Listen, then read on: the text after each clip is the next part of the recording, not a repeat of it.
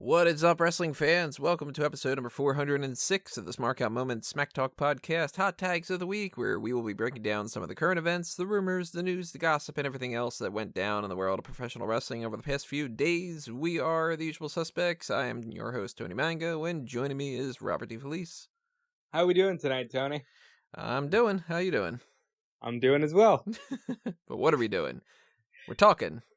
We're smacking. What are we talking?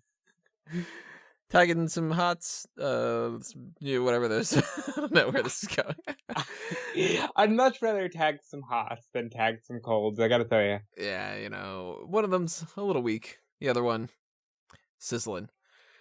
I don't know where the fuck I'm going with any of this kind of shit. So before it gets even worse and spirals down into the complete madness that I'm sure it's going to be by the end of this podcast, just going to say, how you doing tonight, everybody? Leave your comments below. Tell us what you think about all the stuff that we're talking about. Would you rather tag a hot? Anything else that you're doing? Just drop a comment on the YouTube channel. And if you are not subscribed to the YouTube channel, do that while you're over there. Just hit that little subscribe button. Ring that little bell. And if you're on the audio-only platforms like the Spotify and the Anchor and Stitcher and iTunes and whatnot, then head on over to the YouTube, do that kind of stuff, because you can't leave a comment there. Boo. Here's a weird question. What do you think is the best way to consume our stuff? Like, would you rather Through the years. Listen to the podcast? Well, yes. It's not much of a mouth podcast. Yeah, we don't taste that good in spite of your last name being Mango. Yeah, well, that's it for saving that for Snack Talk in the future. I tend to think that YouTube is the best thing. I think that it's sort of tailored for YouTube to a certain degree. I don't know how all the audio feeds sound because I haven't tested them all. Like, I haven't listened back to Podbean or, especially because some of them, I don't bother with Google Play, so I don't know what it sounds like on there. But YouTube, I know that it's working out there, and if there's something up on the screen that can give you some information about something, then that's what it's there for too. I think YouTube is easier. I think more people gravitate towards that. But I do think that because we don't provide a lot of visual content, that if you go to the podcast feed, you get it faster. And, you can just listen to it while you're doing other stuff. Any way that you consume it, even if you're biting your computer screen. I don't know how that's going to work out for you, but any way that you do that... Well, if I had some kind of a legal team, they'd be like, you can't advise people to... go ahead and bite it. Let's see what happens. But, yeah, anytime you are listening, it's still a good thing. So, thank you for listening, everybody. And we're going to plug some other stuff later on, but let's get into these hot tags. Let's fire it up, so to speak. Let's talk about the one that would have been the main hot tag if we would have done this a couple days ago, but it's already become old news, which is that Chris Jericho lost the AEW World Championship, and the belt had been lost at a Longhorn Steakhouse, which is one of those little things that it's just kind of like, a year ago when All In happened, did not see in my foresight, my crystal ball, the idea of me being like, well, Chris Jericho is the first champion of this other company, and he loses his title belt on the first week at a Longhorn Steakhouse. I'd be like, no, what? This is just like one of those games where you pick a bunch of words, But he got it back, and the police were given the championship from, quote-unquote, a good Samaritan who, quote-unquote, found it on the side of the road. You agree with me on this, I'm pretty sure. That's the motherfucker that stole it, and he handed it in because he didn't want to have to deal with the whole apparently the dude also tried to put it on Craigslist. like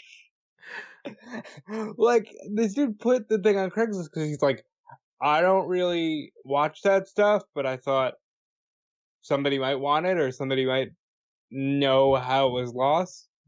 He kind of said that he thought maybe it was put on the roof of the limo and it fell off. Because it was found on the side of the road. I also heard behind a dumpster. I'm not going to speculate too much, but I've gonna guess that this is not what anyone expected from their first world champion, especially that being the widely decorated and respected Chris Jericho. I think we can all agree, though, this would have never happened at Cracker Barrel. It might not have, they at least would have had it in the barrel and they could have rolled it down the road or something like that. It also is funny that this came out right after they had this interview with Cody Rhodes where he was talking about how just like absurdly expensive that it was, and that, Yep. he put all this money into it and he's never going to be able to pick a championship again. And I think it came out to be $30,000. Close to $30,000, which is wild. Absolutely crazy. But then again, it makes sense. It's an actual championship. It's something that they don't have like the stenciled out plates that they gotta just replicate or something. They gotta craft it from the very start. They have to have the materials for it, So that does make sense. And it's like for them to have been like, that's a $30,000 championship, our first champion and all this, and it's like, God damn it, we lost it. Like that's exactly the type of thing that I would have heard from Impact from back in the day. The old TNA kind of nonsense. Thankfully, they found it where they were giving it back, and now they don't have to worry about that. You know what's fucking amazing, though, is Chris Jericho. This is on the heels of Dave Meltzer being like, well, the ladder match should have gone on last because nobody could have followed that, and the Jericho Hangman match wasn't as good, and blah, blah, blah. Jericho, last week was Jericho, dude. Between the bubbly memes and losing the belt and getting it back and just playing it off like a motherfucking badass, last week belonged to Chris Jericho. You remember that old VH1 show, Best Week Ever? Chris Jericho was having the best week ever. This dude fucking owned it. I thought you were going to go with, you remember that VH1 show, I Love the 80s or something? Strikes back. Pop-up video. God, VH1 sucked. What's your favorite of the bubbly memes? Because mine's definitely Mambo number 5. Okay, I liked Mambo number 5, but I like the ones that actually tried to incorporate the music and not just like cut away to the part where Jericho goes a little bit of the bubbly. So my favorite has to be the Brock Lesnar, where he's just going bub bub bub bub bub bub bub bub bubbly bub. It's so fucking good, because you and I talked about this on the day of All Out. I'm like, why are they doing a post show on YouTube instead of just following it? And then here's this fucking meme that comes from this random backstage segment with Jericho where he's just like, ooh, a little bit of the bubbly, and it just boom, took off. Who would have thought that it's like, well, we're going to have this big show. It's basically going to be their WrestleMania, it seems, even more so now that they said that it's going to happen every year around this time and all that. So we're going to get All Out as like, maybe they don't do Double or Nothing every single year. Maybe they don't do Fyter Fest every year, but All Out is definitely going to be. So this is a big show, their first world champion, all this, like, these talking points that could have come out of the show. And it ends up being, he said a little bit of the bubbly. That's funny. Oh, you lost the championship. It's like, God damn it. Their PR department must be like, son of a bitch. But now he's got it back, and he's going to celebrate with a little bit of the bubbly. It worked out pretty well. Amazing. Kudos to Chris Jericho. I want to be you when I grow up. Just like, you're amazing. Are you a fan of a little bit of the bubbly? I am. Oh, am I an actual fan of a little bit of bubbly? Not for me. Not a fan. Not a drinker. So that's another thing. And I don't even like carbonated stuff, so I don't like soda. So of course I'm not gonna like that. I'm a fan of that bubbly. I love soda. All terrible. I still have this distinct memory of being in like elementary school and getting a thing of Hawaiian Punch, thinking it was regular Hawaiian Punch and it was carbonated, and I was just like, my fucking throat burns. So it's like, you give me a little bit of the bubbly, I'm gonna be like, pass. But I might say it like that from now on. I might just be like, I'll pass on the bubbly and just kind of see if anybody's a fan of AEW. I'm glad that the one healthy choice you make is drinking pretty much nothing but water. Yeah, well, it took a bunch of years. I didn't start drinking only water until way into my late 20s. So drop a comment below. I mentioned this before, everybody. Just continue that going on. What do you think about the championship situation? What do you think about Longhorn, for that matter? I'm more of an Outback guy. I love Outback Steakhouse. So much better than Longhorn. Outback is a great steakhouse. Now, if you are Longhorn Steakhouse and want to prove me wrong, you want to give me a gift card or something like that, then hey, maybe we'll do some kind of a advertisement. One of those, you see an episode of Smack Talk in the future and it says includes paid advertisement or whatever it says, and I just kind of go, so Smack Talk, we like to talk about snacks every once in a while. Longhorn Steakhouse, great steaks or something. Then you'll know that happened. But yeah, I'm more of an Outback guy. And I bet if he would have gone to Outback, would have came back a little bit sooner. Double mash. Double mash? Double mash, double mashed potatoes. Get a nice steak, medium rare. And any more cooked than that, and you're wrong. And double mash it, and you're good. Well, let's be fair. If you order a medium rare at an Outback, you're getting medium. So, well, now I know I'm ordering rare. I order medium, and I get medium well. I like medium well. I know I'm a little bit heresy like that, but hey, I used to like well done. So you can improve. Well, God, if you had told me that when I first met you, I don't think we'd be working together. Me as a little kid used to get well done, and then I was like, oh, wait, if I don't get it well done, it actually tastes better. Yeah, like, you can't cook the flavor out of a freaking steak. Well, it's like, no wonder I didn't like steak when I was a kid. It's tough as a fucking shoe. Now I want some steak. So if you're going to send a steak my way, Omaha Steaks. Anyway, let's move on to another topic here. I got nothing really to say about this for the most part, but I'm sure other people do, which is that King Cuerno and a football player named Edgar Lopez have joined the WWE Performance Center. I don't know Edgar Lopez, and I only know the name King Cuerno. So, thumbs up, I guess. I have nothing against him. I don't know Edgar Lopez, but King Cuerno was in Lucha Underground, and he, I believe, in TNA, he was Judas Messias? Am I wrong about that? Do you want to back me up on that real quick? I don't think that he was. Maybe he was. I don't know, you're asking me about a TNA thing. Hold on. I just want to... If he was, then he's a lot older than I thought that he was. Well, he did the Judas Messias stuff in 2005. I could be dead wrong, though. The point is, King Cuerno was a great Lucha Underground guy. He's in WWE now because, they're always looking for that great Mexican star. So and I'm not coming across him being he's not that. No. He is Fantasma, though. But yeah, King Cuerno, great superstar. Looking forward to seeing what he does. 35 years old, so I mean he's not getting an early start like somebody like a Velveteen Dream where he just pops up like an infant and becomes a part of the mix and can learn pretty well. But if he already has seasoning and he can just kind of be brought into the mix and be somebody big in NXT, cool. And Edgar Lopez, they might have something there. I don't know. I had him confused with the Lucha Underground character Mil Muertes, who was Judas Messias. Who is the super big guy? I've still never seen a single episode of Lucha Underground. Oh, Matanza Cuerto? Probably that guy. Yeah. He's fucking Jeff Cobb. Huh. Okay. Well, that makes sense then. Yeah.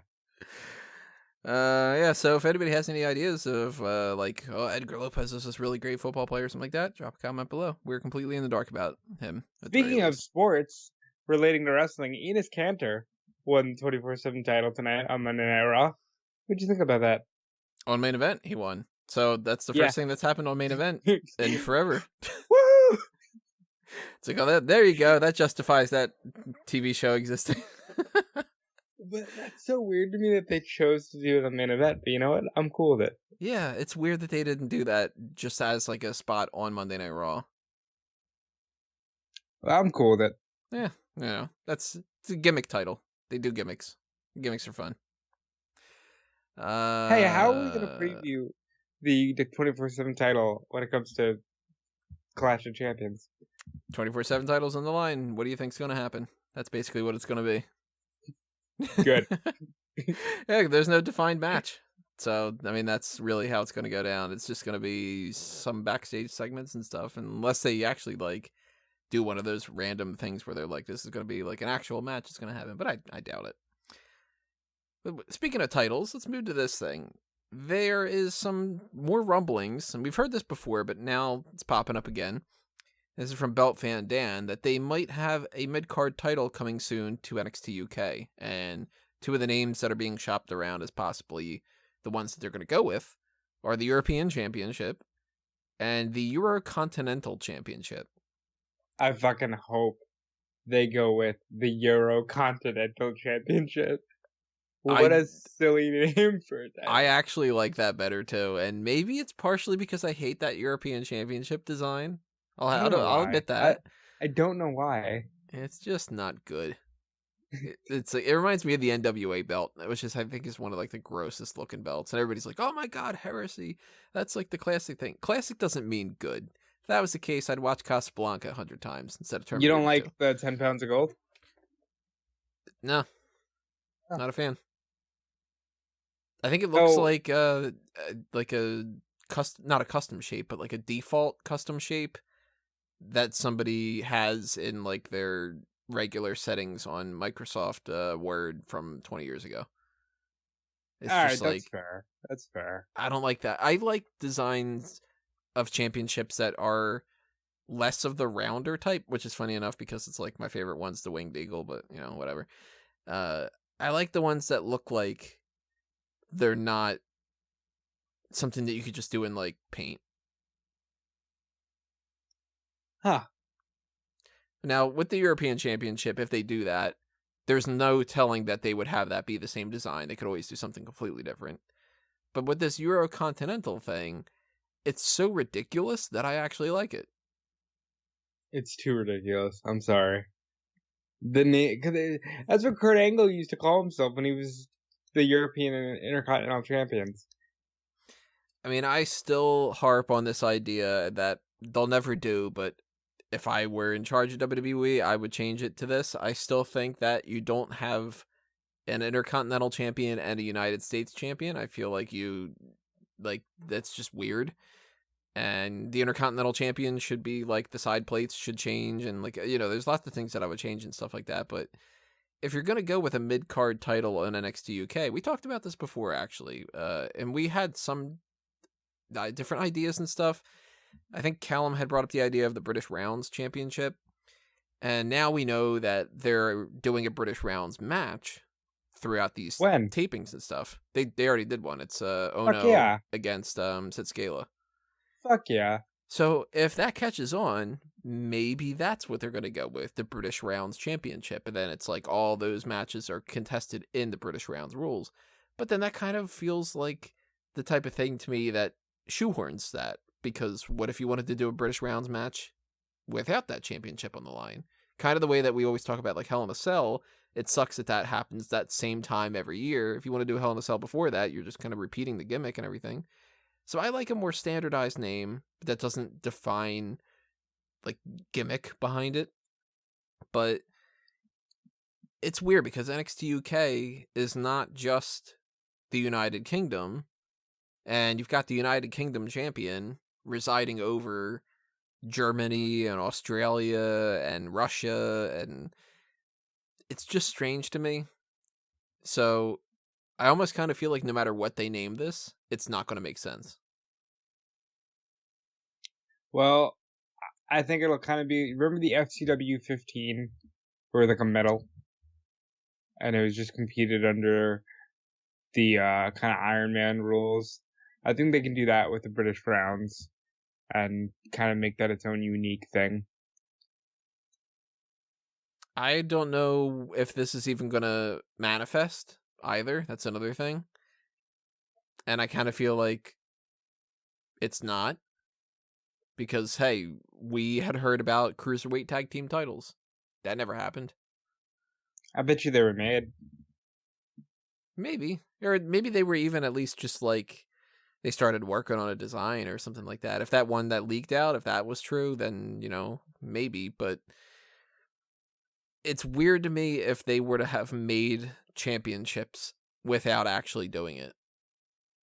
And this idea, this European or Eurocontinental Championship, could be the way that we had heard about the 24/7 championship, and then that ended up manifesting. And maybe with this whole expansion of NXT, maybe they're going to try to add more to that. But I don't know. I don't know if NXT UK really has enough people to have a mid-card championship either. Like, that strikes me as like, what are you going to do? Just give it to Noam Dar? I mean, I like Noam Dar. What's wrong with that? Yeah, Noam Dar's cool. Well, like, the North American Championship sometimes feels like it's not 100% necessary, too. And they've got a bigger roster. See, I disagree with that. I think the North American Championship has helped the brand grow, and I think overall it has, for sure. But I mean, like, sometimes it does feel like those same people are just fighting for the other title, and it's just, well, 2 months from now they're going to fight for the other one, you know? I don't watch a lot of NXT UK, but every time I watch a TakeOver, they blow me away. So I'm all for any kind of expansion of that brand. I'm hesitant, but at least the idea doesn't completely turn me off. It depends on what the title looks like, depends on how they do it, depends on the name. And if they go with the Eurocontinental, I'm going to laugh about it, but it'd be better than European Championship. I'll say that. Well, since we're talking mid-card titles, Cody Rhodes did an interview with IGN where he kind of hinted that they're discussing a television title. That is so stupid, I think. Why don't you like television titles? Why is it a television championship? It can be defended on every television show. So can any of them. It's contested specifically under television time limit. Isn't everything? That's the way it worked back in the day. Yes, and I think that's why over time television championships faded. But since all wrestling has an emphasis on time limits, I think they can pull it off. I think that that's one of those dated concepts that maybe that's showing AEW's hand a little bit too much, that they're like, we really want to bring back this old thing, maybe even if it doesn't work. Because I hear a lot. Ring of Honor has a TV title. Does it serve any purpose other than just, like, if you were to replace the name Television Championship with, like, I loved the Grand Championship in Impact. I didn't like the whole idea that they were making this, like, a whole big complicated mess, but, like, the title of, like, the Grand Championship. If you replace it with, like, the Grand Championship or the Fuck You Championship or whatever the hell you want to call it or something like that. Well, I think it's meant to be a mid-card title. Like, yeah, it's something. Just... I believe MLW right now has the National Open Weight Championship, which means, there's no weight division, anybody can fight for it, and that it's works. The national title. I like the idea of a national belt as opposed to, this is our United States title. The National Heavyweight Champion sounds like, yeah, that's got importance to it.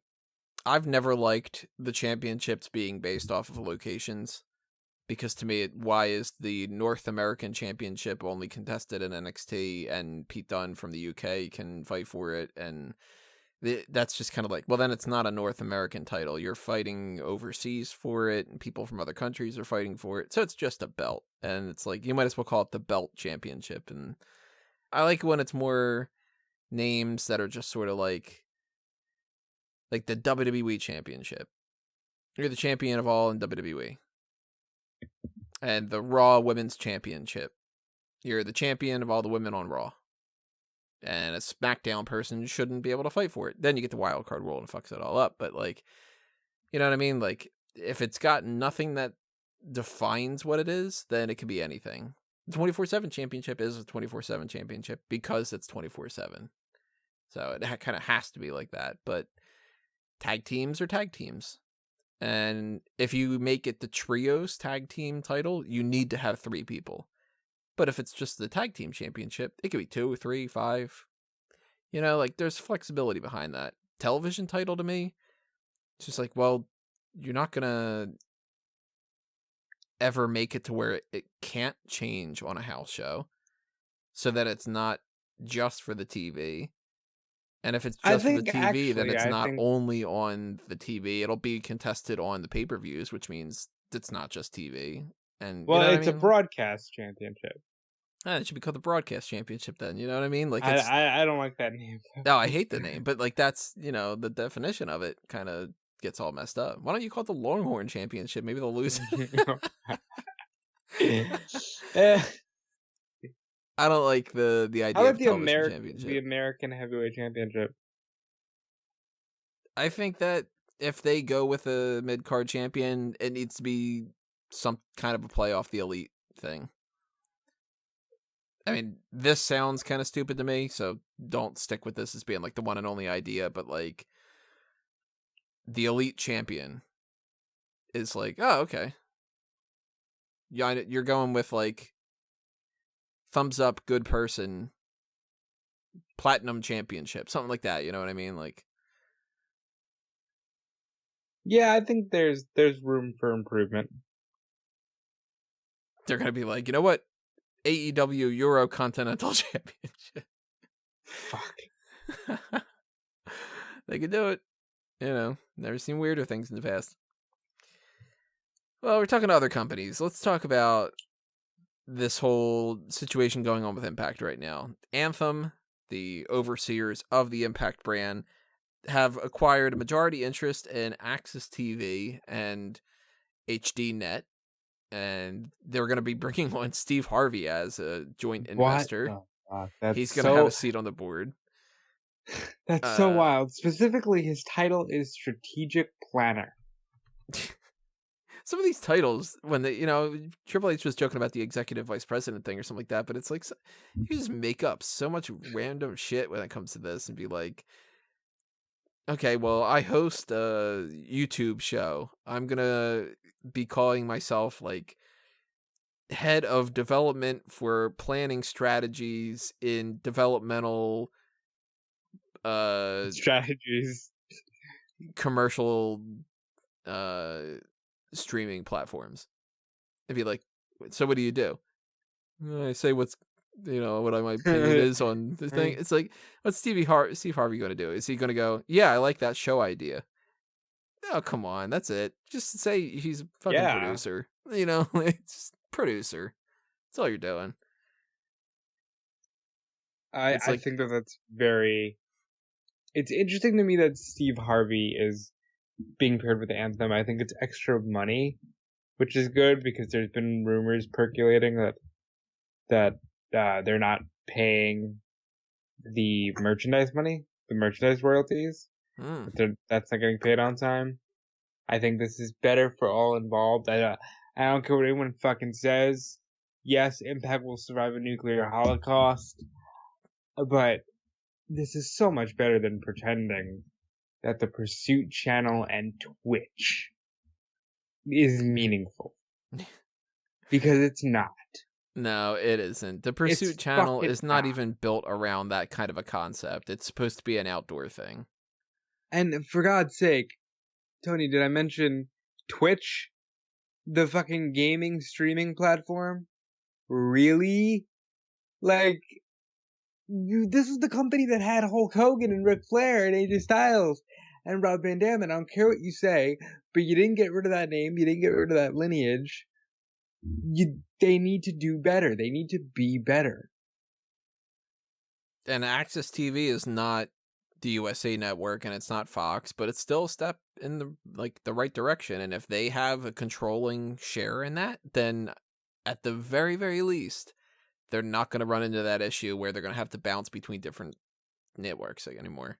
Potentially what we're looking at is a Saturday night block featuring Impact, New Japan, and Women of Wrestling. I say that because Saturday nights currently feature New Japan Pro Wrestling and Women of Wrestling. Throw Impact on top of that, and that's a good, 4 or 5 hours of wrestling that won't feel like Raw because it'll all be different programming, but it'll be entertaining to the wrestling fan. I'm still curious who watches a lot of these things, because obviously there are people that do watch these, but like WWE's number one, it's going to be number one, even if people don't like certain things. That's going to be the number one for pretty much ever, probably. And everybody has all this momentum with AEW, and there's loyal, diehard Ring of Honor fans, and there's people who are like, you know what? No, I don't watch any of these TV shows. I only go to my local indie fed and I watch it live. And just like kind of curious who's like, man, my Saturday night is Impact and stuff. Like, I just kind of want to know. I used to be like, I like when Impact was on Destination America with Ring of Honor, that was my Wednesday or whatever it was. Like, that was exciting. Me and my girlfriend at the time, we used to just like watch Impact and Ring of Honor. That was a good 3 hours of programming. Do I do it now? You know, do I watch New Japan on AXS now? No, because I have their streaming platform. But for a child, for like a teenager who doesn't, I think it's a great means of getting the product. At least it's a step in the right direction, and that means all the more that TNA, Impact, whatever you want to call it, just will not die. It's the, like, protagonist of a 90s action movie where somebody's just going to be like, why don't you die? You know? Get to the chop. Right, it's fucking Arnold Schwarzenegger in Commando or something. I wanna read you a funny tweet because this year has been crazy for wrestling, and this just sums it all up perfectly. Go back in time 10 years. Imagine telling yourself that in the year 2019, WWE would be run by Triple H, Paul Heyman, and Eric Bischoff. There would be a new promotion run by Cody Rhodes. Steve Harvey would have some kind of control over Impact. Ring of Honor is run by Delirious and Bully Ray. And then NWA is owned by the Smashing Pumpkins' Billy Corgan. Like, this is the reality that we live in, and it's fucking wild. There's been a lot of weird things this year. A lot of really good things, like the women main eventing WrestleMania for the first time. A lot of really strange things, like the Hardcore Championship coming back as the 24/7 Championship, and being able to say things like a Fox Sports anchor is a champion in WWE. You've got this whole, like, the XFL coming back type thing. Yep. It's really head spinning. And to even, you go back, I don't know, about 10 years ago or so, maybe it would make more of an impact a little bit further than that, like 15 years ago or so. But to say there's this thing called NXT, and it's basically the power plant, but successful. And you'd be like, the power plant turns into a TV show? What? That's exactly what it is. Very crazy. Well, before we move on here, let me just toss out something for people to follow things on Twitter. Since you mentioned Twitter, you should be following Smark Out Moment. You should be following me. You should be following Rob at Dude Felice. And you should be doing the same thing on Facebook. So facebook.com/SmarkOutMoment. And everything else that we usually do all over the place just starts clicking around. We've got lots of social media accounts and lots of activity on lots of different platforms and stuff. So go ahead and do that while you're over there. Let's move over to the WWE draft. This idea has been put out there. We don't know 100% if it's confirmed because WWE has not said anything about it yet. The likelihood of it is absolutely insanely positive in that direction. Supposedly, there is a draft coming that will span 3 different days. The October 9th episode of NXT, the October 11th episode of Monday Night Raw, and the October 14th episode of SmackDown. There's a lot that goes along with this, too. It's not just the draft, but this is one of those things that you got to break it down to multiple levels. First thing being just the idea that there's a draft coming, and that would function in 2 ways. One, it would undo all the stupid mistakes that they had done when they did that Superstar shakeup and they made things a 5-week-long process and they kept undoing things and they had no idea what they were doing and everything like that. And number 2, it would kill off the wild card rule. How do you feel about the idea of a draft? Well, first of all, I think you should just close the window. And secondly, Thank you for the pity laugh. And Took me a second. I think we should have never needed this. We should have never done a wild card rule. But, since we're here, I think a draft is fantastic. I have questions over the legitimacy of how we're going to pull this off if we're going to do one brand gets one draft day each. Right now, the only logical brand that has a general manager and a well-known authority figure is NXT with Regal and Triple H. Outside of that, who is drafting people for Raw? Who is drafting people for SmackDown? And why? How are we going to make sense out of this? So they're just going to go like, hey, everybody, Paul Heyman and Eric Bischoff work behind the scenes. Well, they're here now. Are you going to do that? I feel like there's 3 different ways that they can do this.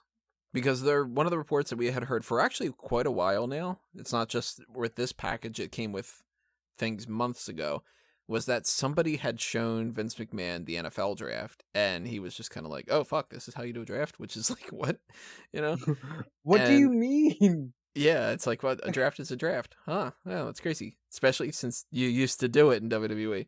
Yeah, they've done it very well. They did the draft, then they did that wild card lottery type thing, and then they did the Superstar Shakeup, which was like, well, we're going to do the lottery thing without pretending that it's a lottery.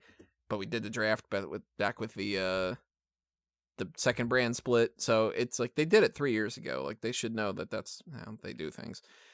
But maybe they have the Bischoff and Heyman thing and they bring back the idea of the general managers. I don't think that they will. Maybe they have something happen where people just show up. And I don't think that that's a good idea, but it's just sort of like, oh, this guy popped up on here. That means that he's a part of Monday Night Raw.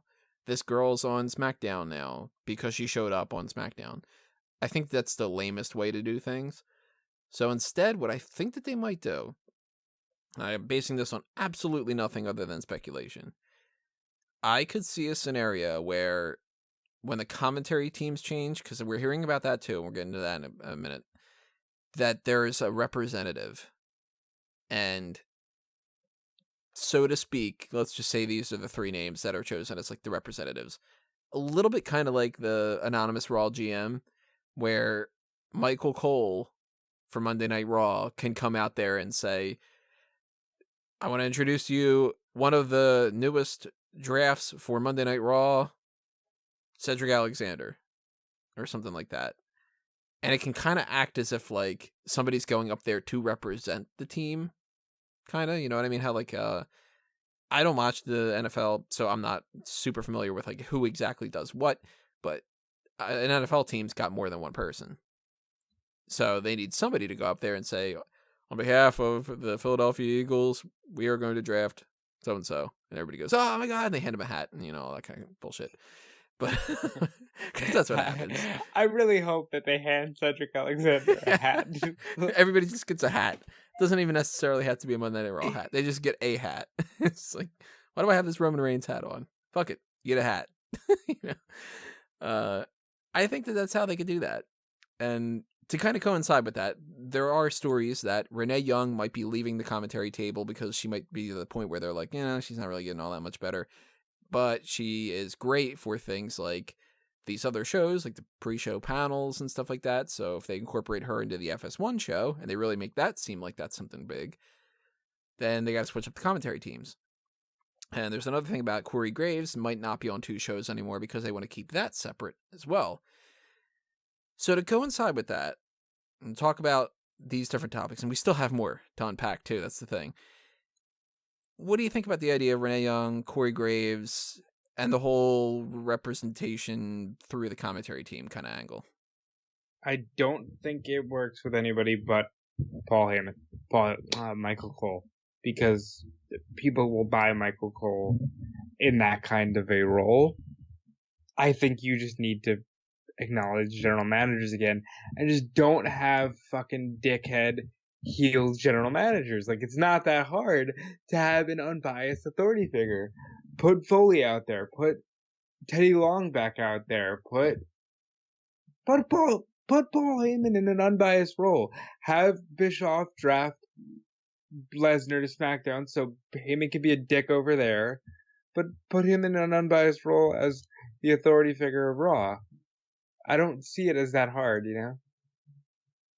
The thing that gets difficult with that is WWE always is going to go into the tendency of, well, now we have them as an on-screen character, now we're going to make them a heel, and now we're going to put them in storylines. Because they always do that. But why? What are you gaining by constantly doing heel authority? You're not gaining anything at this point, but they're going to do it. You know, look at how 20 years ago they were doing the whole Austin and Michaels are tag team champions, and one of them's the world champion, and what are they going to do when they end up fighting each other and whatever? It's the same. They do the same shit all the time. Yeah, but I feel like that's a passe idea, you know? It's not like, oh, it's the edgy 90s and I want to stick it to the man. Like, now you kind of go, well, who's hiring this dickhead authority? Like, you know, I feel like people are beyond that idea of, oh, the boss is just out to get us. Like, that's just me. Maybe I'm wrong. I think that that's past its time, but I think that they've shown that they will do ideas that are past their time over and over and over again if that's something that they're stuck on. And if it's like, well, it worked back then, let's do it again and let's see what happens. And I would love to see something where they just have some kind of, not general manager, but they just have like, I don't know, like a board of trustees or something where, you know, it was like, I mean, this is kind of a weird analogy to put it in there, but go with me on this a little bit. It was fun when Jack Tunney was around because he wasn't around. Like, well, yeah. You felt like something mattered when they had to institute President Jack Tunney is chiming in about this. It was like, oh, wow, it must be like a big deal because they actually had to get some kind of management to step in.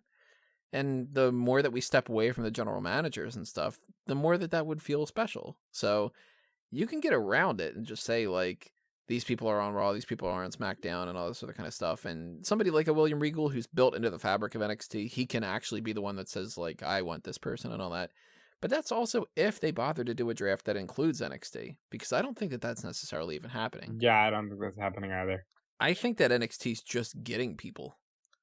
And it's just going to be on this September 18th, next week, when we I don't think that's happening either. Next week, you don't think? Why would you fuck with NXT? Unless it's like, here's my caveat with this. You need to have somebody who is built into the foundation of NXT. You can't just be like, all right, so NXT's on USA now. Here's Randy Orton. You know, if you put Cesaro on NXT, that's fine. I understand. He's got that built-in history. If you put Sami Zayn back on NXT, that's fine. I understand he's got that built-in history. But you can't just be like, well, NXT is a big entity now. Here is the Big Show. Like that's a bad idea. I think that they're going to do stuff where you're just going to see Mojo Rawley pop up. And kind of like what Killian Dane did. Like, it's just sort of like, oh, Killian Dane's on NXT now. And that's it. Yeah, Raw and SmackDown, I do think that they're going to have a draft. You got to be careful with that because you run the risk of, now it feels like WWE ECW. Mm-hmm. They're good. I'm worried about NXT. I'll put that out there. I'm very worried about NXT. I'm less worried about NXT than I used to be. There's another thing to be potentially worried about that we're gonna wrap things up with later on, but I'm worried about it in some ways. I feel like sometimes this expansion thing can work out really well, and sometimes it can be too confusing.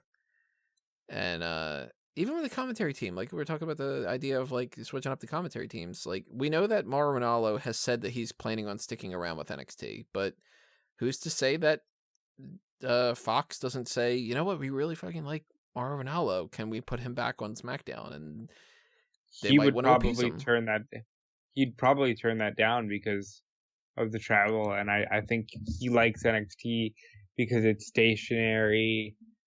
because that's another thing, like, and I don't know if this is part of what you want to get into, but Full Sail announced today that they're extending their partnership with WWE, so it doesn't look like NXT is leaving Full Sail University and Full Sail Live anytime soon. And I think that's great. I think they're actually beating independents at their own game, where they have a stationary venue, and just because they're going on USA, they're not changing that. Plus, it's got to be so much better for the people. They can be in the same area. They can kind of have a little bit of a normal life. You've got like locker rooms and stuff. Like, that's got to be great. Now, the Renee Young thing, I do think that that's happening. I do think she is going to end up going to FS1 and not being on the commentary anymore. See, I don't think she leaves commentary, though. I think that they're going to get rid of the 3-man booth. I will cry tears of joy. Genuinely cry tears of joy. I'm really thinking that it's going to be Michael Cole and Corey Graves on Raw. On SmackDown, it's going to be Tom Phillips and Byron Saxton. And then if they continue to have 205 Live, then maybe that one will have a 3-man, because they can play with their own rules and stuff, but I don't know. Maybe Nigel stops being on NXT and NXT ends up being Beth and Morrow. Maybe the 3-person booth just sticks around. I don't know. It's kind of tough. But I do like the idea, at the very least, if it can work out well, that it wouldn't make a whole lot of sense for Corey Graves to be on both shows if they have a real split. So at the very least, they should replace him on one of them. Now that is just on like the performer side of things, because behind the scenes, they need to do plenty of other changes as well. And we're hearing about all these different writer shakeups and people switching their roles. One of the people who wrote for 205 Live is working with Paul Heyman, so he moves over to Monday Night Raw, then somebody steps up on 205 Live. I have not followed this all that well. You followed it more than I have. Is there anything that stands out to you as like, wow, this move over here is going to be a big change or something? I think there's a lot of potential moves. Like, I think, for example, if they do what they did in 08 with Michael Cole, where they put him back on SmackDown, that would feel like a big move to me. And like, let's say Vic Joseph ends up on Raw. That to me, that's saying, okay, he's being groomed to be the next guy. About the writers, though, I mean. See. Yeah, I don't know anything about the new crop of writers, but I do know that hearing that the head SmackDown writer just walked off, like he's like, I'm done, it kind of makes me afraid that, okay, maybe all these tearing through the scripts are really getting to people. Because didn't Road Dogg walk off for the same reason? Yeah. Wasn't he just like, fuck this, like, we worked so hard on this, and then every Tuesday we gotta switch it up. And I don't know why Vince is so weird about SmackDown in that regard. It must just be, well, that's not working all that well, and we need it to work well and make it seem like it's good for Fox. So the only way that it's going to work is if I put my hands on it, even though that's what I've been doing and it's not changing anything, Like, you get somebody who, not to say that this is necessarily the case, but it could be, where somebody who's like, it's always everybody else's fault, and if I could only control everything, then everything would be great. Yet I have control over everything and it's not working out. Then, well, it's because of this, it's because of that, it's because of that. Could be that. Or it could just be, maybe those writers suck. I don't know. I don't know anything about the guys personally, and, all the people that are involved in that. They might be great, and they might have these great ideas that are just being ripped up every single week. But we know at least one person decided to fall asleep on the first day. So that's not a really great impression. Yeah, and it was a specific Bischoff hire, right? Mm-hmm. Somebody who wrote for Sons of Anarchy. Never seen the show. That is a great show. Watch it. But that's not the best first impression, to be like falling asleep on the first day. Now, of course, who knows the situation? Maybe he's got he has a kid that just popped out the week before and he's got no sleep, and it's just one of those weird circumstances, the worst day possible, all that. But from being somebody who barely ever sleeps, I kind of look at it as the perspective of, you can't just stay awake for a little bit, you know? All right, Vince. Take it easy. Damn it, if I had my control over everything. See, that's where my mind went to, though. Like, Vince McMahon notoriously hates people who sneeze. Imagine how he feels about sleeping. Yeah. For the record, I have no problem with people sneezing. Let's see here. Let me just toss these plugs out here really fast for anybody that's interested. If you have not ever heard these plugs, then this is the first time you're hearing it, and you should be like, whoa, what the hell? I didn't even know that. But if you're used to it by now, then you should be taking advantage of the fact that we have a merchandise shop on TeePublic and Redbubble. So if you've always wanted to buy some kind of a t-shirt that has some kind of Smart Out Moments logo on it, the Smart Out Moment logo on it, or slogan, that's what those two words are, then pick up a sticker or something like that. TeePublic and Redbubble for Smark Out Moment, Fanboys Anonymous, and A Mango Tees. Another way that you can help us support things going forward is the Patreon. Again, shout outs to Kyle Ritz and shout out to Guest 5 for their donations, as well as everybody else that's been doing that over the past couple of months and so. Patreon.com/SmarkOutMoment. That is a way for us to continue to do things and to do some more interesting things. And Guest 5, you reached a tier on the Fanboys Anonymous side of things where you can request something. So hit me up and let me know what you want us to try to do, and we'll try to get around to that as soon as we possibly can. Because Fanboys Anonymous is the spot where we can do movie reviews and TV show talk and talk about some comic books and some video games and anything on the geek culture spectrum that's not necessarily the wrestling stuff. So head on over to fanboysanonymous.com and check that out if that's something that you're interested in, and pay attention to things like I put up a really, really, really quick review in the Week in Geek about It Chapter 2, for instance. So you watched that? Yep. Watched that the other day. Very, very short review is thumbs up. Really? Yeah, I'm not a big horror guy, but yeah, I liked it. Let's see. Something else that is not normally my cup of tea, but I liked, is Table for Three. The ladies' luncheon episode was Torrie Wilson, Mandy Rose, and Carmella. I thought that I would dislike this, and I actually thought that it was pretty decent. So what was the highlight? I was just going to say, you didn't get a chance to watch this, and I would say to you that there isn't really any specific highlight. It's just that they had a decent conversation going on about how things have changed, and Torrie Wilson mentioning things like that she felt more comfortable when she came back at the Royal Rumble than she ever really did when she was wrestling. And really, she also why? felt like she was more athletic then than she had ever been. Of course, this was recorded right around WrestleMania, so this is dated as all hell. They're sitting there talking about, oh, tomorrow is going to be a really big day and all this other kind of stuff like that. But Carmella and Mandy talked about the differences of Carmella coming in through the NXT system and Mandy going through Tough Enough, going straight into Total Divas, and then going to NXT.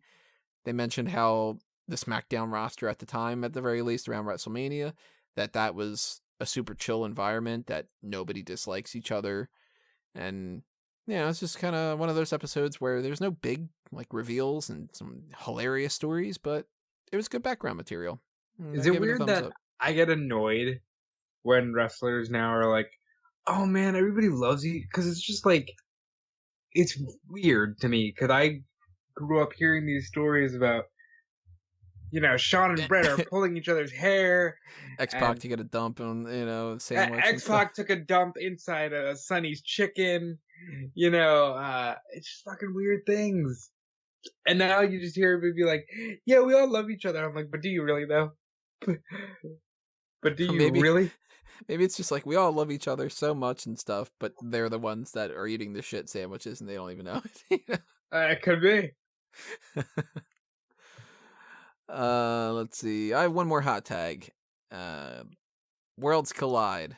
So before we get into that, is there anything else that you think that we need to talk about? Wow, we breezed through it tonight.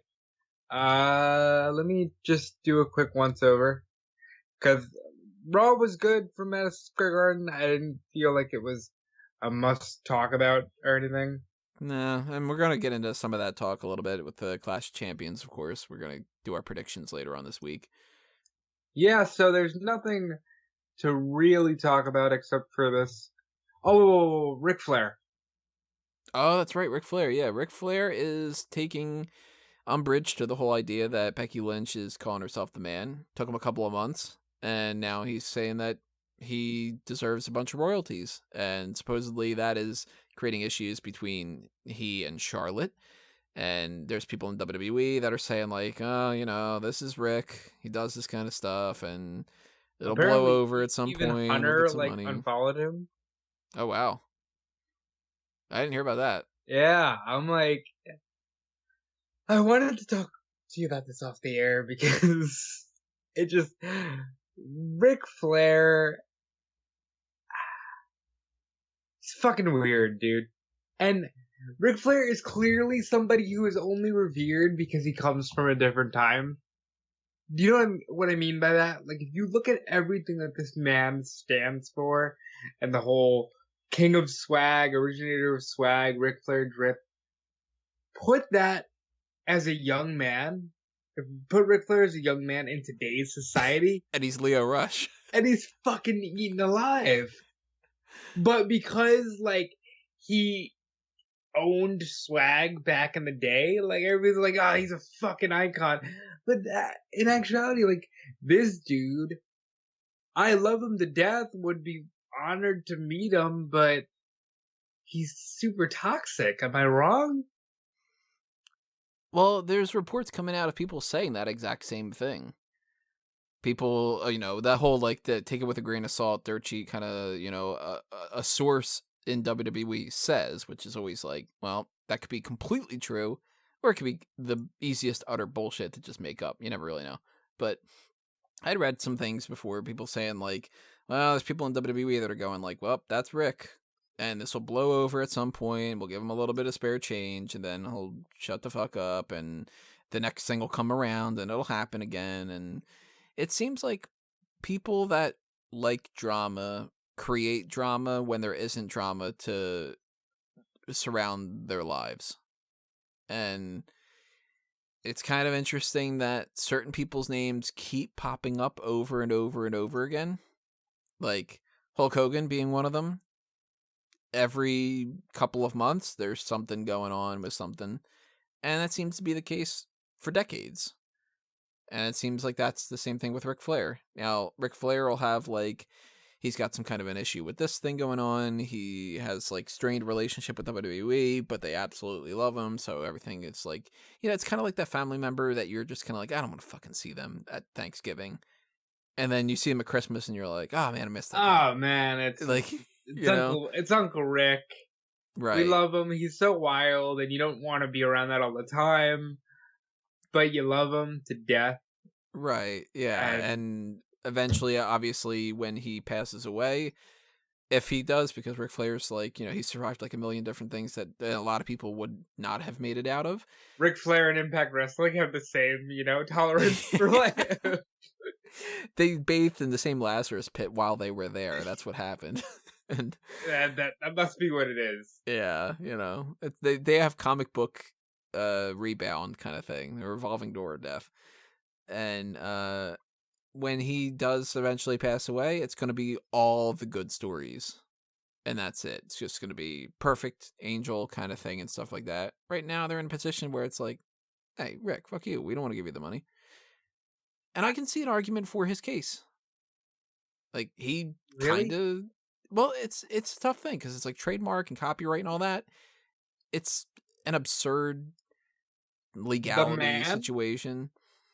But he did... I mean, the man is spawning from, to be the man, you gotta beat the man. That's fundamentally where she got that phrase from. But I could swear to God that he was just being pissy about the Taylor Swift song. Because that's how this all started. That on her new album, she has a song called The Man. And Becky commented, and then he commented to both of them. And then I think he got it in his head like, wait, I am the man.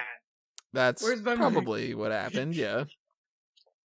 But then at the same time, as much as I can see the case for him being like, how come I'm not getting royalties off of something that's playing off of that? It's like, dude, what about Buddy Rogers?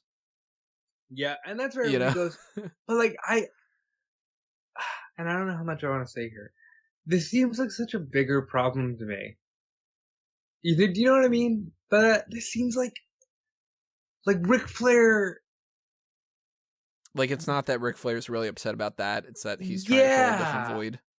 Yeah, Like, it's he like misses the glory days, so he's just getting in the fight and only way that he can. right. And this is a dude who a couple months ago put out a video motherfucking Shawn Michaels Mm-hmm. because he just realized like a year later that on his 30 for 30, Shawn Michaels was like, yeah, I don't know, Rick's a little crazy with how he lived his life.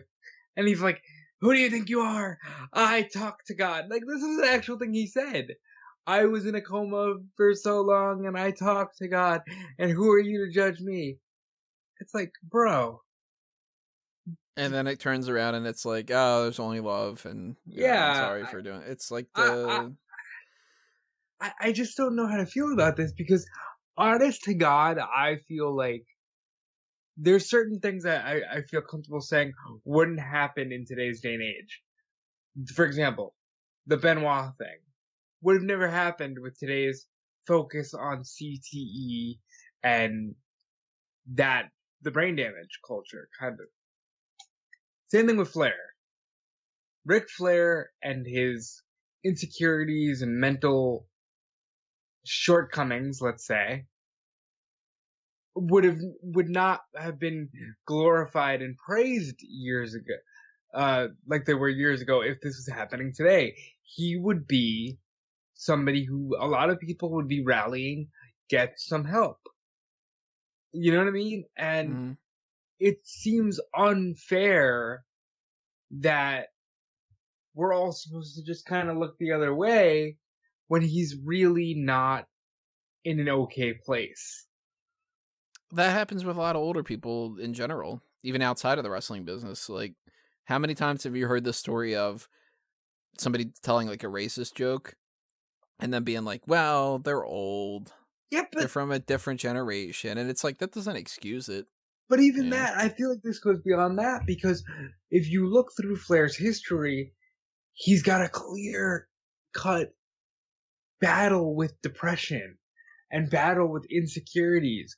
He talks a lot about how WCW literally broke his spirit. He used to walk around in a fog. You've heard all those stories, right? You know, I mean, there's countless stories of, I mean, even just like the womanizing and drinking and all that is indicative of different kinds of behaviors. Anytime anything emotionally strikes him, he bursts into tears. He's a very overly emotional man, and I feel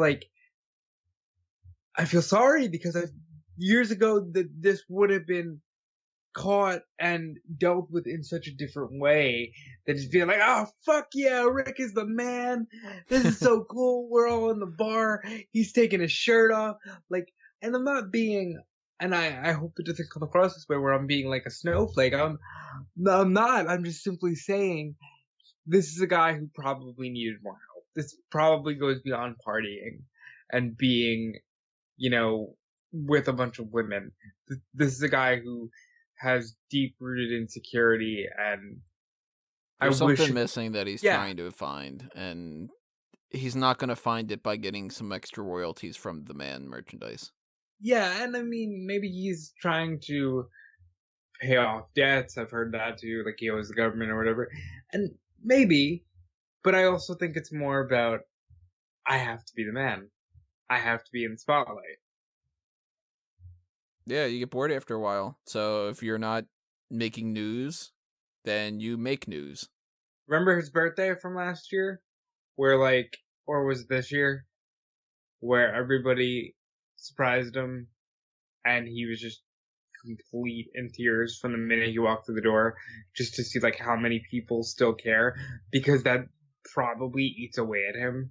Mm-hmm. And maybe I'm dragging too long with this, so I'll wrap it up. But I worry about somebody like a Ric Flair. Yeah, I think that's probably how WWE's looking at it too, though. They're probably like, he's not going to do a wellness policy type of thing, but you gotta, again, like we said, like you gotta treat him like that family member. and you're going to have your squabbles, and it's going to get settled, and unless something big changes, then it's going to just happen again and again and again. And I can see where he's coming from with the man stuff. At the same time, I feel like it's coming out of nowhere, and it's like, well, wouldn't that have been something to bring up when they first started doing it? And maybe he did. Maybe he thought that it was like that they were working on some kind of deal, and that it's gotten to the point where it's like, all right, motherfuckers, it's been a bunch of months and it's not happening. I'm going to get my money. Maybe. I don't know. I don't But I also handle the feel money he's on behind him. such good terms with them that if he just said, "Yo, can I get some money for this?" it'd be okay. Like, why is he doing the whole promo cutting?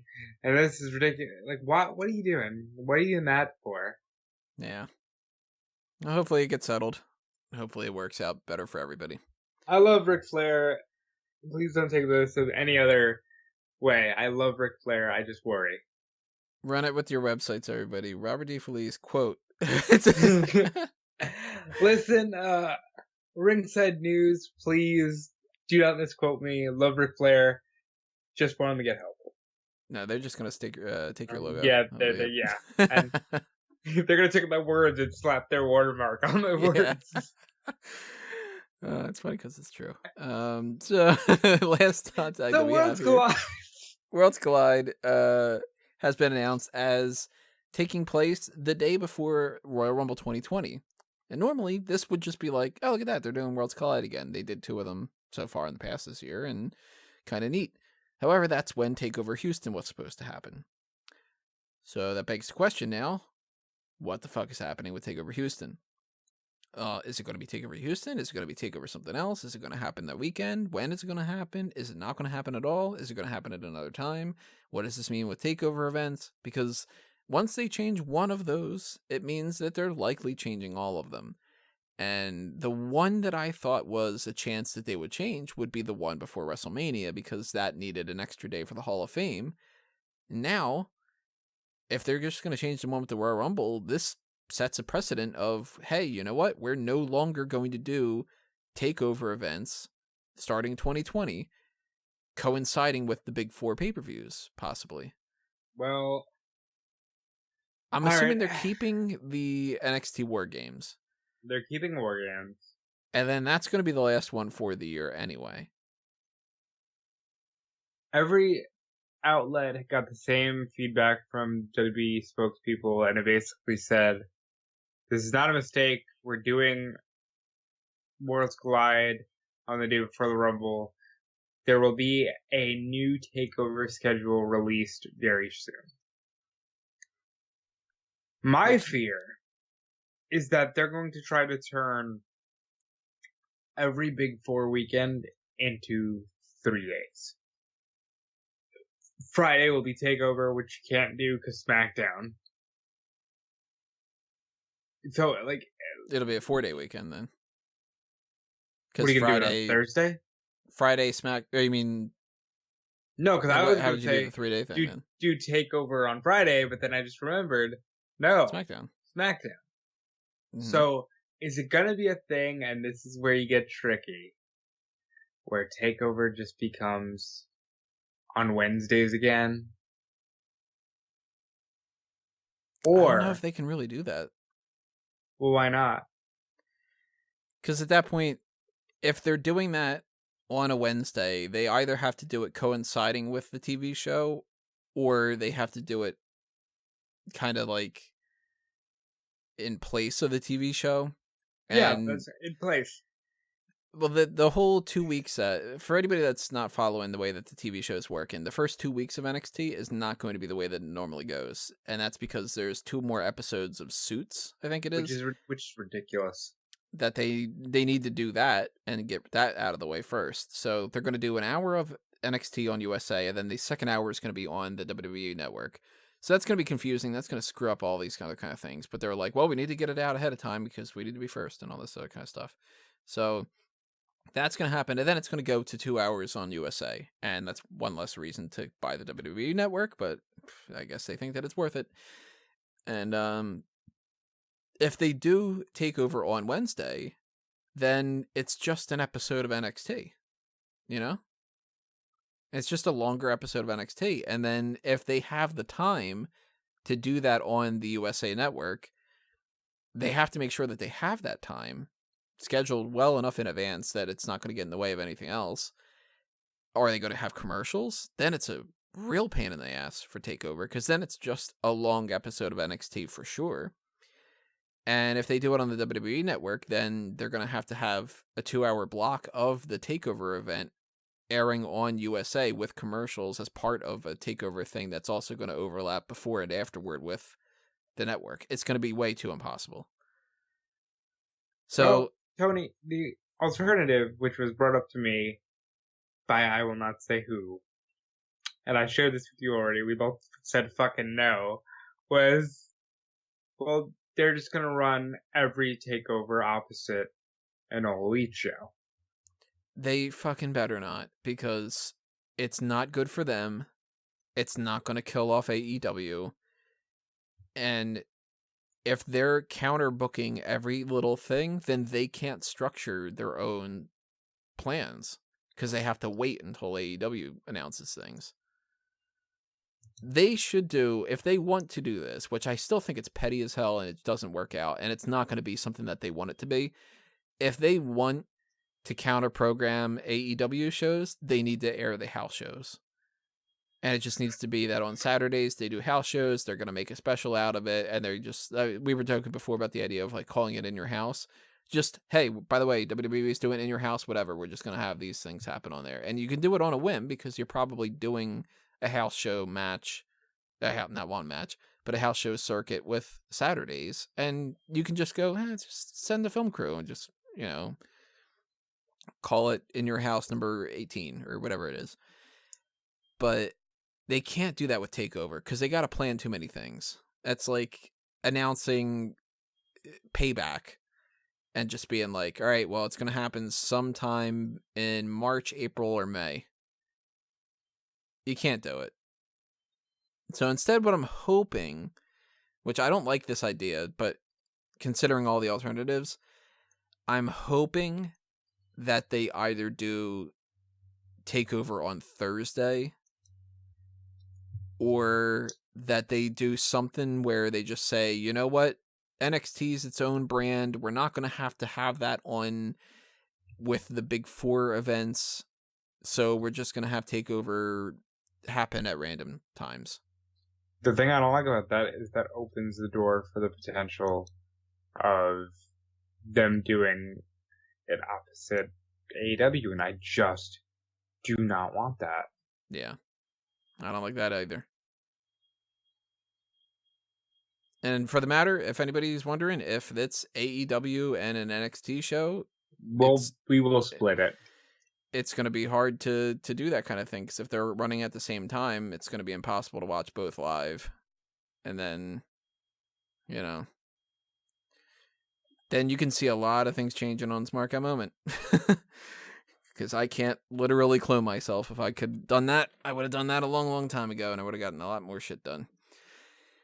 But I'm hoping that maybe this is the type of thing where it's just sort of like, all right, well, we don't know exactly what we're going to do with this, so let's just try to tinker around, and we'll have a game plan pretty soon. And if they do say that they have a schedule planned, then I don't know. If it is just counter-program for AEW, they're fools.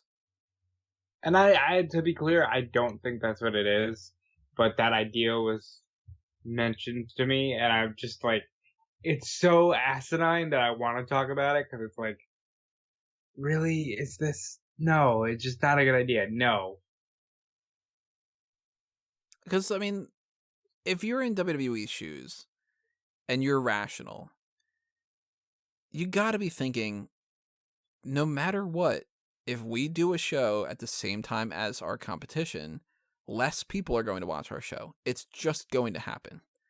You can't be so egotistical and stubborn to think, well, if we do a show outside of at the same time as AEW, well, then every single person is just going to say, oh, fuck that AEW, and we're going to really screw them over. No. There's going to be people that want to watch the AEW show. Just the same as it was in the Monday Night Wars, where some people watched WCW and some people watched WWF, and it changed every week. because it depends on what you're offering and what you've got going on. You can't think that you're taking that away from them and that you're going to suddenly kill this company because you're putting these counter-programming things on there. It's not going to work.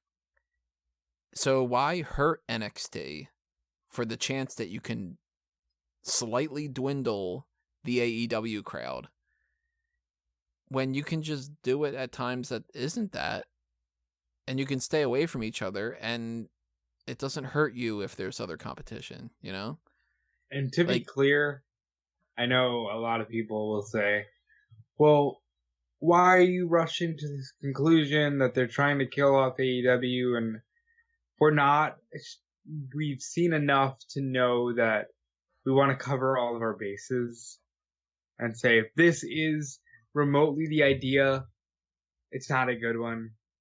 That's the same reason that we're so worried about Vince McMahon getting his hands in this product, because even though Triple H has come out and actually said, I swear he will have zero involvement, we know what we know. Everything changes. Just look at how many things changed this past year. Lars Sullivan was advertised as the one and only person coming up from NXT around the Survivor Series time. We ended up getting like 9 more people. We got a wild card rule. We got Superstar Shakeup as a 2-night thing that ends up being 6 weeks long, and it ends up being completely undone. It could be undone even more with the draft. We've gotten the third hour of Raw is going to be different. We got Heyman and Bischoff coming in, although it turns out that Bischoff's not really doing anything. We got a new championship created. We got 2 new championships created. The women's tag team titles were created. We've gotten Ronda Rousey is the number 1 thing in the world, and she might be completely done with wrestling. And it's like things change, and sometimes they don't change for the better. So that's making me nervous about this whole takeover thing, because there's things that I don't like about the idea that they do like a takeover before Big Four, because those weekends suck. Like, they're busy as hell to have to do a takeover prediction, or to do the just the Smack Talk side alone. Figure you got to do hot tags, you got to do takeover predictions, you got to do like WrestleMania predictions, you got to do takeover review, you got to do the main roster pay-per-view review. On a normal week, we usually do 2 podcasts. On those week, we do 5. So it's over double the amount of work just for the podcast side of things. Now, that's not factoring in reviews, predictions, articles, setting up all the different things to happen on those episodes of Raw and SmackDown and stuff when they just decide on a whim to change a match and everything goes out the window. So if you, like, God forbid we have a week that ends up happening, and I'm it's going to drive me nuts if it happens. Imagine if we have a week where it's like, we're going to do Worlds Collide, and it's going to be like, Monday is Raw, and Wednesday is NXT, and NXT UK, and Friday is SmackDown, and we're going to change a bunch of matches for a pay-per-view, and we're going to do 205 Live, and we're going to have Worlds Collide, and we're going to have TakeOver, and we're going to have a Big Four event, and at the same week, we've got an AEW show. Yeah. It'll be impossible. They don't tailor their stuff for people covering their stuff on their own websites and stuff. I don't imagine that they would ever factor that into their plans whatsoever and care. But if you're WWE and you're thinking, well, if people want to watch our show, they'll watch our show, and if they want to watch their show, then they'll watch their show, and we don't give a shit, then you're gonna get people that don't watch your show. And Tony and I, we make a lot of jokes about how stressful these jobs are and all that, but you guys don't understand. This is a non-stop news cycle. It is a non-stop news cycle. And while I would completely say that something like this, like takeover weekends, are fun as a fan to know I'm getting this awesome takeover and then I'm getting the Rumble. But when you have to just work and not even get that experience of enjoyment, it almost makes you want to just throw everything out the window. Yeah, because we can't even enjoy them as fans. Nope. And that gets swept under the rug quite a bit from everybody who's just sort of like, how can you be burned out on watching wrestling? Because you got to do a million things for it. And even with this nonstop news cycle and stuff, they still haven't even announced who the United States Championship match is going to end up being. It's technically like they could announce it at any little time, and we probably know that it's Cedric Alexander, but all night we were sitting there going, well, are they going to announce that? Are they going to announce that? And they didn't. So we spent 3 hours during Raw expecting an announcement, having things written up ahead of time and stuff. And here we are. It's 1:08 in the morning, for anybody that's wondering how we record these things and stuff like that. And we still have no idea who the United States Championship They really is. haven't confirmed that match yet. They still haven't. So, like, you can go to smarkoutmoment.com and you will see AJ Styles versus Cedric Alexander and who I think is going to win. And if they still haven't announced it by Wednesday when we do our predictions talk, we're going to talk about that. It's possibly being the match. And then when they just decide to announce it and stuff, it'll be like, well, thanks WWE for catching up to your own product and stuff. You know what I mean? But something like a Worlds Collide is like, I like Worlds Collide, and that's so cool. And if this announcement was just, hey, Worlds Collide is coming back, awesome. But when it changes to, and it's going to replace TakeOver, then it goes, oh, fuck you, come on. Oh, God, this is going to make it so much worse. And it's the same type of reaction that I had with NXT going to USA and having an extra hour, and SmackDown going over to Fridays and going to Fox. It becomes, that's great, potentially. Here are all the problems that comes along with it, too. And when you know that there are problems, and then the great things are a what if, it's hard not to be a little bit annoyed about things, because confirmed bad and possible good is not the most optimistic things in the world, you know? Right. And we just gotta sit back and watch. NXT starts next week. And we'll be here. We'll be covering it. But tentative, because I don't want any more burnout. I want to get back to a place where, like, this is fun. And again, not being cheeky. This is why stuff like the Patreon matters. Because very much. We would so much rather. I would quit 90% of everything else I'm doing if I could work for Smark Out Moment and also afford my bills. Because Smark Out Moment is a fun place to work. But and it's got something to say, and it's not just the news cycle stuff, and yeah. You know, I'm allowed to go on a 5-minute tangent about Ric Flair needing mental health, therapy. And I think that is what makes this fun. And I'd rather do this, but, that news cycle is going to keep going. And, for example, pull the curtain back. I had to drop the triple threat yet again because it just isn't convenient for me to be able to do. And you want to be able to do more with this website as we're getting into this fun, albeit insanely busy time in the world of wrestling. And when push comes to shove, everybody, over these next bunch of weeks, when this is a real strong transitional time frame that's going on right now, we have no idea how we're going to be able to do Smack Talk on different days. Next week, I have it completely blank at the moment. I have no idea what we're going to do for our main event, because I don't even know what day we're going to do our main event anymore. And things like the Patreon, they matter, and they can turn things around, and they can keep things going, and who knows. But at least for this week, we're still on a normal schedule. Next week, everything changes. Yeah. So this might be the last normal week of Smack Talk for ever. Very true. And as far as what we have planned this week, we're going to do our usual stuff. Wednesday, we've got our Clash of Champions predictions. So we're going to do that in the afternoon and talk about how we think that event's going to go down. And then, of course, at the end of the week, Clash of Champions is happening, so we're going to do a post show. And I'm looking forward to all of it. And I'll be right here next to Tony. And we'll go through all this together.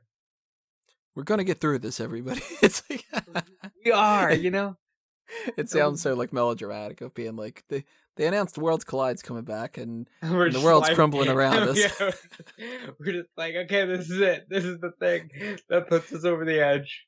It makes it seem like worlds actually are colliding, and it's like the incursions in Marvel where it's like, well, there goes the multiverse. And like,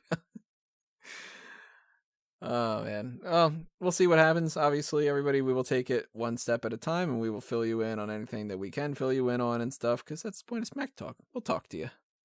We're transparent enough. Yeah. So that is also transparent when it comes to the plugs. I already did my plugs, and you've already listened to them, so you know them by now. And if you don't like them, be transparent enough with me and say, oh, I'm never going to support that. And then I'll say, well, that makes me sad. But it also lets us know. Yeah. I mean, I had the feedback from people in the past that are like, I do not listen to the rest hold. And I was like, I don't even listen to it when I do it. So it makes sense. That's the most you thing I've ever heard. Isn't that sad? Yeah. Well, I'm done my plugs. You got some more plugs to toss out there, though, so go ahead and do it. All right, I've got some plugs. WrestleZone.com and the WrestleZone Daily. You can find us on iTunes, Stitcher, all that good stuff. Just search WrestleZone Radio. I'm on there Monday through Thursday, talking all the good stuff in the world of wrestling. And when I'm not doing that, I'm doing the news for eWrestling News. So if you like getting your news from eWrestlingNews.com, I thank you, Tony thanks you, and keep going there.